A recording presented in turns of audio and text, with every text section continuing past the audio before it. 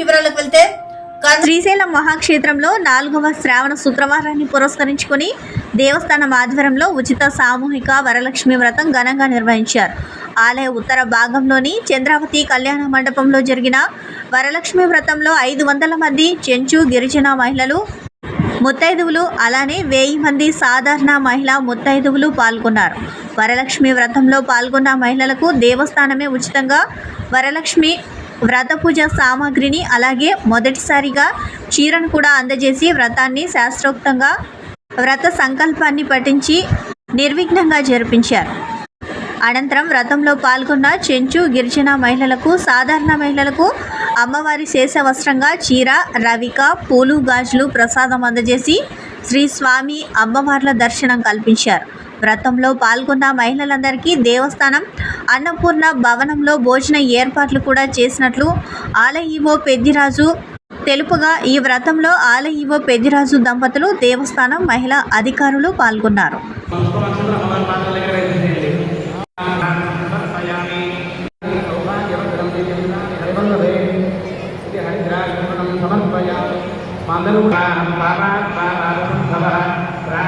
రాష్ట్ర వ్యాప్తంగా 1వ తేదీకి ముందే పెన్షన్ల పంపిణీ కార్యక్రమం ఉదయం 6 గంటలకే లబ్ధిదారుల ఇంటి వద్దకే ఎన్టీఆర్ భరోసా పెన్షన్ల పంపిణీ కార్యక్రమం ప్రారంభం.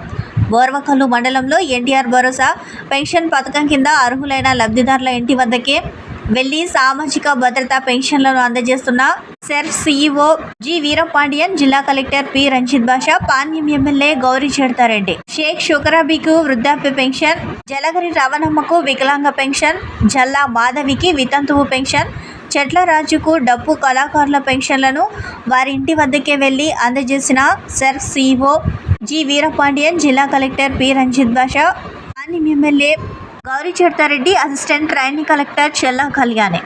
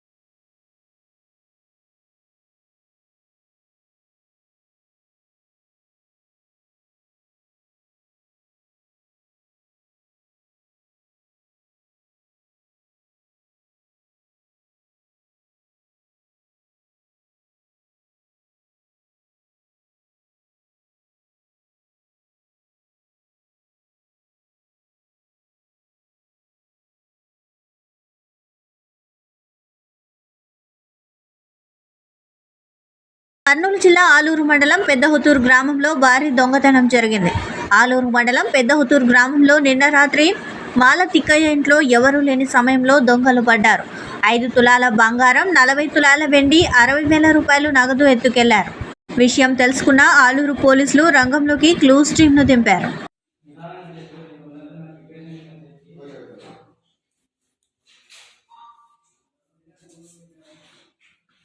తీసుకోవాలి ఇది మాత్రం తీసేదా okay okay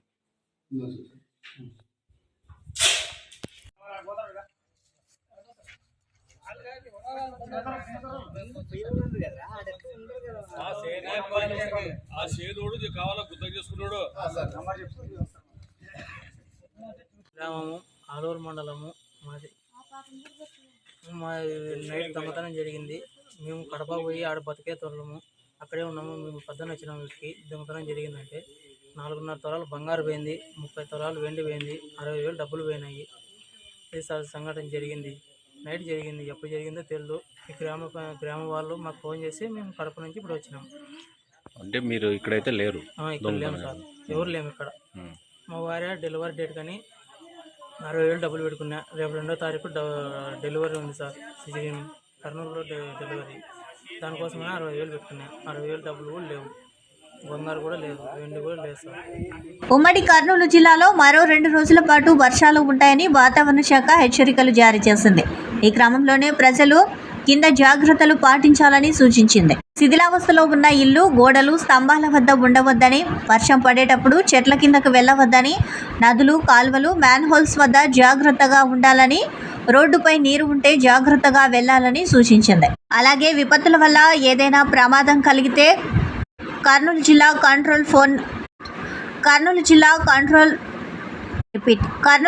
control room number 085182773005కు సంప్రదించవచ్చునని తెలిపింది. నంద్యాల పట్టణంలో 3 అంతర్రాష్ట్ర దొంగల ముఠాను పోలీసులు అరెస్టు చేశారు. మరో 2 కోసం పోలీసులు గాలింపు చర్యలు చేపట్టారు. దొంగల నుండి ఒక పాస్పోర్టు, 1,50,000 నగదు, బంగారు చైన్, ఉంగరం, జత కమ్మలు మరియు ఐప్యాడ్, 2 సెల్ ఫోన్లు స్వాధీనం చేసుకున్నారు. వీటి విలువ 6 లక్షల వరకు ఉంటుందని తెలిపిన డీఎస్పీ యుగంధర్ బాబు, చిత్తూరు జిల్లాకు చెందిన గల్లా హేమచంద్ర, తిరుపతి జిల్లాకు చెందిన షేక్ మస్తాన్, కర్ణాటక రాష్ట్రానికి చెందిన ఆల్బర్ట్ ఆంటోనీలు అరెస్టు చేసి రిమాండ్కు తరలించారు. కర్ణాటకకు చెందిన మరో 2 దొంగల కోసం గాలింపు చర్యలు చేపట్టారు. రూరల్ పిఎస్ లిమిట్స్లో గత నెలలో అంటే జూలై నెలలో జరిగిన 2 దొంగతనం కేసులలో చోరీ కాబడిన సొత్తును ఈరోజు నంద్యాల తాలూకా పిఎస్ వారు, తర్వాత నంద్యాల సిసిఎస్ పోలీస్ వారి సహకారంతో 3 ముద్దాయిలను అరెస్ట్ చేయడం జరిగింది. వీళ్ళు గతంలో 138 అనే క్రైమ్ నెంబరు, 139 అనే క్రైమ్ నెంబరు, ఇక్కడే సంపత్, తర్వాత భోగిశెట్టి రాజేష్ అనే ఇంట్లో దొంగతనం చేయడం జరిగింది. 5 మంది కలిసి. దాంట్లో భాగంగా 3 ముద్దాయిలను ఈరోజు అరెస్ట్ చేయడం జరిగింది. ఈ 3 ముద్దాయిలు కూడా దీంట్లో గల్లా హేమచంద్ర అనే అతని మీద 55 కేసులు ఉన్నాయండి. Inter state plus inter district criminal ఇతను నేటివ్ వచ్చి చిత్తూరు జిల్లా తవనంపల్లి. ఇతను ఎలక్ట్రీషియన్గా జీవితము ప్రారంభించి చిన్న దొంగతనాలకు అలవాటు పడి వాళ్ళ ఇంటి నుంచి వాళ్ళ నాన్న వాళ్ళ చేత ఇంట్లో నుంచి తరిమి వెళ్ళి ఈ దొంగతనాలకు అలవాటు పడి తర్వాత జైళ్ళలో కూడా పరిచయాలు పెంచుకొని వాళ్ళతో కూడా దొంగతనాలు చేస్తూ ఇప్పటి వరకు వాని మీద ట్రేస్ అయిన కేసులు 55 కేసులు అండి. 55 కేసుల్లో ఇతను ముద్దాయిగా ఉన్నాడు. ఇతను చెడిపోయేది కాక జైల్లో పరిచయమైన వివిధ కేసుల్లో పరిచయమైన మిగతా ముద్దాయిలను కూడా థెఫ్ట్ కింద కన్వర్ట్ చేసుకొని దాంట్లో భాగంగా షేక్ మస్తాన్ అలియాస్ బ్రూటల్ మస్తాన్ అని 25 ఇయర్స్ ఇతను నేటివ్ ఆఫ్ పుత్తూరు, ప్రస్తుతం తిరుపతిలో ఉంటున్నాడు. ఇతను కూడా అతనితో పాటు కలిసి 18 కేసుల్లో ముద్దాయిగా ఉంటున్నాడు. ఇతను తనతో పాటు అంటోనీ ఆల్బర్ట్ అని బెంగళూరు, తర్వాత మోనీష్ కుమార్, సునీల్ కుమార్ అనే 3 బెంగళూరు సంబంధించిన వాళ్ళతో కూడా వీళ్ళు పరిచయం పెంచుకొని మొత్తం 5 మంది టీమ్గా ఫామ్ అయ్యి ఈ దొంగతనాలు చేయడం జరుగుతుంది. వీళ్ళు మామూలుగా అయితే ఈ క్రిమినల్స్ ఎట్లుంటారంటే ఒక నేరం చేసిన వాళ్ళు అదే టైప్ ఆఫ్ నేరం చేస్తాడు. కానీ ఈ గల్లా హేమచంద్ర అనే వ్యక్తి ఒక టైప్ ఆఫ్ ఎంఓ క్రిమినల్ కాదండి. మోటార్ సైకిల్ చేస్తున్నారు, ఎన్డీపీఎస్ చేస్తున్నారు, ఇళ్లలో దొంగతనం చేస్తున్నాడు, ఏహెచ్పీ చేస్తున్నాడు, రాబరీ చేస్తున్నాడు, డెకాటిక్స్ చేస్తున్నాడు. ఈ టైప్ ఆఫ్ నేరాలు చేయడు అనుకోకుండా అన్ని నేరాల్లో ఇతనికి సంబంధం ఉందండి.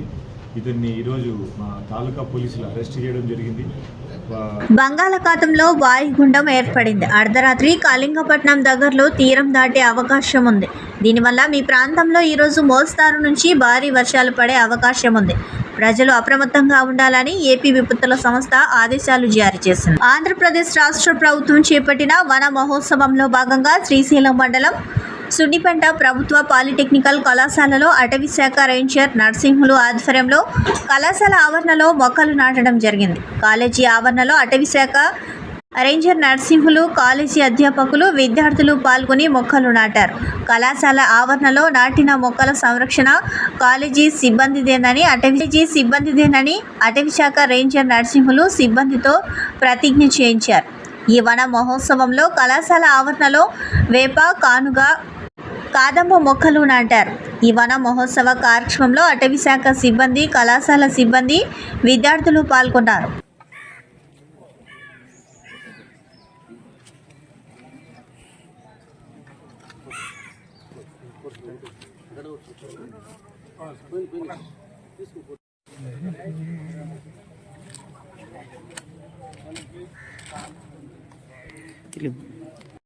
ప్రతిజ్ఞ ఆకుపచ్చని ఆశయాలతో ఆంధ్రప్రదేశ్ అభివృద్ధికి తోడ్పడతానని పచ్చని చెట్లే ప్రగతికి సోపాన మార్గమని గుర్తిరిగి ప్రకృతిలోని సమతుల్య స్థితి అవసరాన్ని గుర్తిస్తూ ఈ వన మహోత్సవం కార్యక్రమాన్ని ఈ రాష్ట్రమంతటా ఘనంగా నిర్వహిస్తున్నారు. ప్రతి సంవత్సరం కూడా ఈ జూలై నెల మొదటి రోజు నుంచి ఈ వన మహోత్సవం కార్యక్రమం జరుగుతుంది. ప్రతి నీటి బొట్టును సద్వినియోగపరుస్తానని రోడ్లపై నీళ్లు నిలవకుండా చర్యలు తీసుకోవాలని మున్సిపల్ ఉన్నతాధికారులు సమావేశంలో మున్సిపల్ శాఖ మంత్రి నారాయణ ఆదేశాలు ఇచ్చిన కర్నూలు నగరపాలక సంస్థ ఇంజనీర్లు స్పందించడం లేదని నాయకులు Iriganeni Pullareddy, M Nagaraju, K Srinivasulu, T Purushottam Reddy, T Krishna విమర్శించారు. నిబంధనలు పాటించకుండా కోట్లాది రూపాయలతో చేస్తున్న అభివృద్ధి పనులు ప్రజలకు ఉపయోగపడకపోగా ఇబ్బందులు పడవలసి వస్తుందని అన్నారు. సంఘం ప్రతినిధి బృందం ఈరోజు నగరంలో పర్యటించింది. ఈ సందర్భంగా వారు మాట్లాడుతూ కోట్ల రూపాయలు వెచ్చించి వేస్తున్న రోడ్లపై వర్షపు నీరు ఎందుకు నిలుస్తుందని ప్రశ్నించారు. అశోక్ నగర్ పంప్ హౌస్లో వ్యాపార సముదాయం నిర్మించిన కాంట్రాక్టర్ టన్నుల కొద్దీ మట్టిని మురికి కాలువలో ఫుట్పాత్ పైన వదిలేశారని అన్నారు. దీనివల్ల మురికి నీటితో పాటు వర్షం నీరు కూడా రోడ్డుపై నిలిచి వెంకటరమణ కాలనీ రోడ్డుపైన వెళ్లే వాహనదారులు ఇబ్బంది పడుతున్నారని తెలిపారు. ఇంత బాధ్యతారహితంగా వ్యవహరించే కాంట్రాక్టర్లు బిల్లులపై మున్సిపల్ ఇంజనీర్లు కళ్ళు మూసుకొని సంతకాలు పెడుతున్నారా అని ప్రశ్నించారు. దీనికి తోడు విఆర్ కాలనీ ప్రధాన రోడ్డు మధ్యలో తాగునీటి pipe line valve pits leak అయి రోడ్డుపైకి రావడంతో పాటు తాగునీరు కలుషితమవుతున్నాయని గత 3 నెలల నుండి మున్సిపల్ అధికారులకు ఎన్నిసార్లు చెప్పినప్పటికీ నిమ్మకు నీరెత్తినట్లుగా వ్యవహరిస్తున్నారని అన్నారు. కొత్తగా బాధ్యతలు చేపట్టిన కమిషనర్ రవీంద్రబాబు జోక్యం చేసుకుని బాధ్యతారహితంగా వ్యవహరించే కాంట్రాక్టర్లు, ఇంజనీర్లపై విచారణ జరపాలని, రోడ్లపై నీళ్లు నిలవకుండా చర్యలు తీసుకోవాలని కోరారు. ఈ పర్యటనలో ఎన్ మద్దిలేటి, రాజు, ఏ మధు, శ్రీనివాస్ రెడ్డి తదితరులు పాల్గొన్నారు.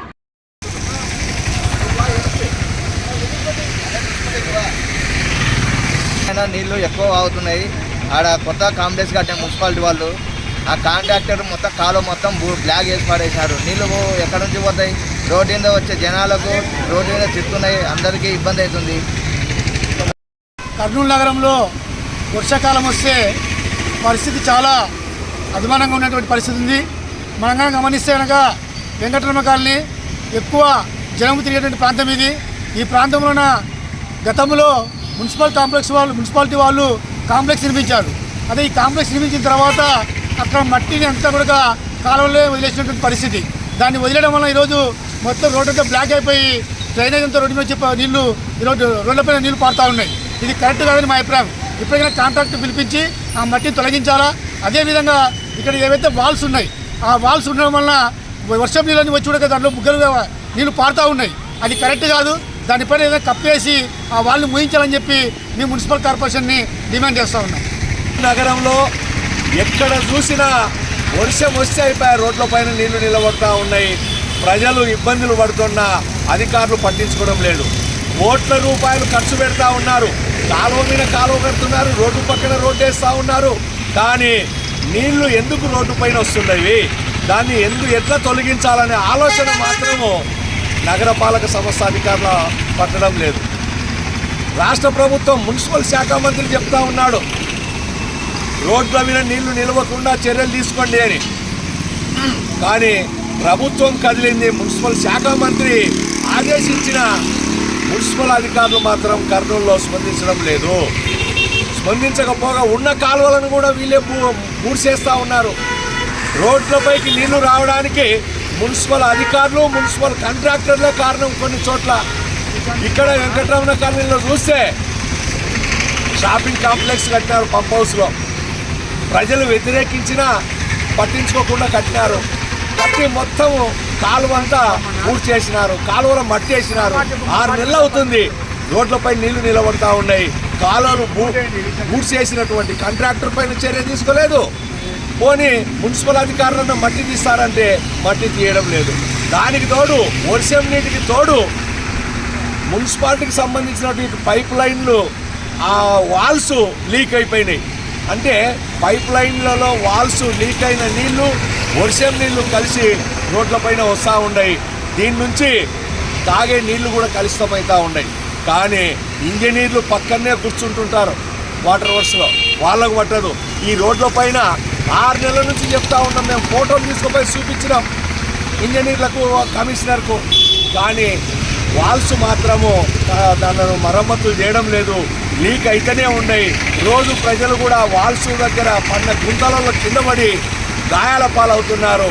కాబట్టి ఇప్పుడు కొత్తగా నిన్ననే వచ్చాడు కమిషనర్ గారు జోక్యం చేసుకొని పర్యటించి కాలువను పూర్తి చేసినటువంటి మొత్తం కాలువ పైన మట్టి వేసినటువంటి కాంట్రాక్టర్ పైన చర్య తీసుకోవాలి, సంబంధించిన ఇంజనీర్ పైన చర్య తీసుకొని నీళ్లు లీక్ కాకుండా వాల్స్ అన్నీ కూడా కొత్త వాల్స్ వేయాలని చెప్పి పట్టణ పౌర సంక్షేమ సంఘంగా మేము కోరుతా ఉన్నాం.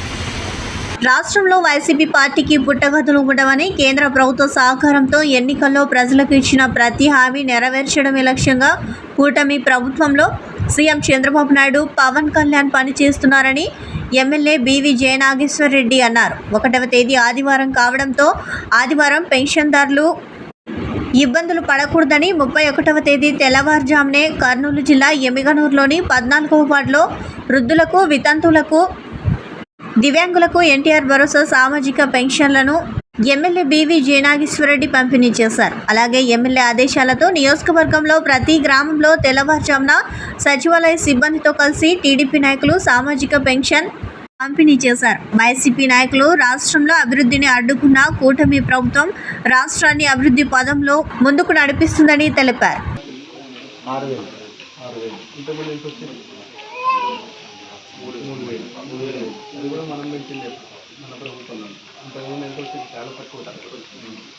ఇంటికే తెప్పిస్తాం, మేమే ఇంటికి వచ్చి ఇస్తున్నాం. పొద్దున 6 గంటల ఇంటికి టయానికి వచ్చి ఇచ్చేస్తాం. సార్ ఒక్క నిమిషం.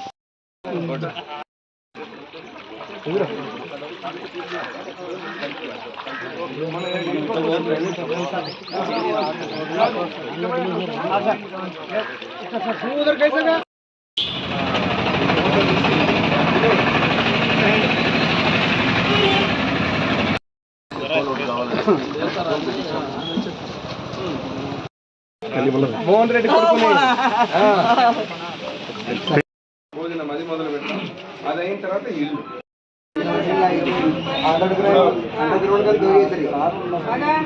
అదే చెప్తున్నారు. ఇప్పుడు ఈ బాబు మాకు తెలిసిన బాబు కదా, ఈ బాబుని తిప్పుకుంటాం.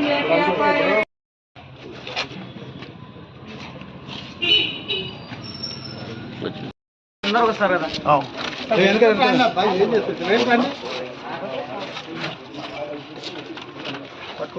ఈ వార్తలు ఇంతటితో సమాప్తం. నమస్కారం.